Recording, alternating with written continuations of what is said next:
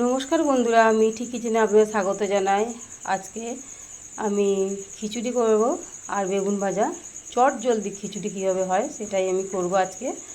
তো আসুন আগে আমি বেগুন ভাজাটা করে নিই। তার জন্য আমি কড়াইতে তেল দিয়ে দিয়েছি, তেল গরম হয়ে গেছে। এবার আমি বেগুনটা দিয়ে দেবো। বেগুন ভাজা হয়ে গেছে, বেগুন ভাজাটা একটা বাটিতে তুলে নিয়েছি।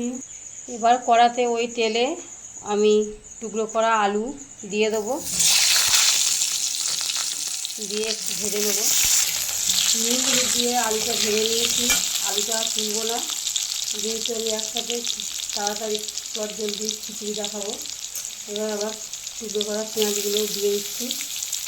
এবার একটু আদা কড়া দিয়ে দিচ্ছি, দিয়ে একটু নাড়িয়ে নেবো। এবারে দিয়ে দেবো টমেটো আর লঙ্কা, দিয়ে একটু নাড়িয়ে নিচ্ছি। একটু নুন দিয়ে দিয়েছি, এবার একটু হলুদ গুঁড়ো দেবো, দিয়ে একটু নাড়িয়ে নিচ্ছি। ভালো করে একটু কষিয়ে নেবো। সমস্ত মশলার সাথে আলুটা ভালো করে কষানো হয়ে গেছে। এবার দিয়ে দেবো একটু আগে থেকে ভিজে রাখা সয়াবিন, একটু অল্প করে দিয়ে দিচ্ছি, দিয়ে একটু নাড়িয়ে চাড়িয়ে নেবো।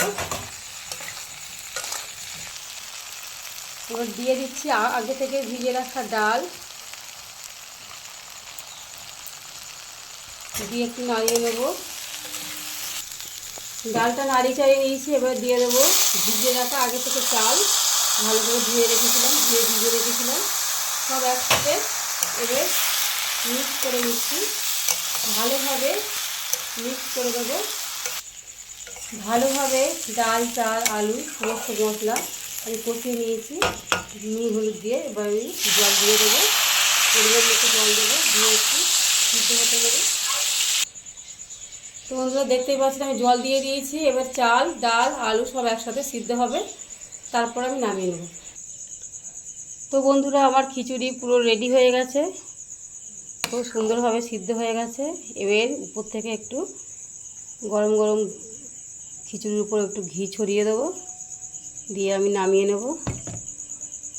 তো বন্ধুরা আমার এই খিচুড়ি রান্নাটি, চট জলদি খিচুড়ি রান্নাটি কেমন লাগলো আপনারা কমেন্ট করবেন আর লাইক শেয়ার করবেন, আরও আমার রান্নার দিকে এগিয়ে নিয়ে যাবেন।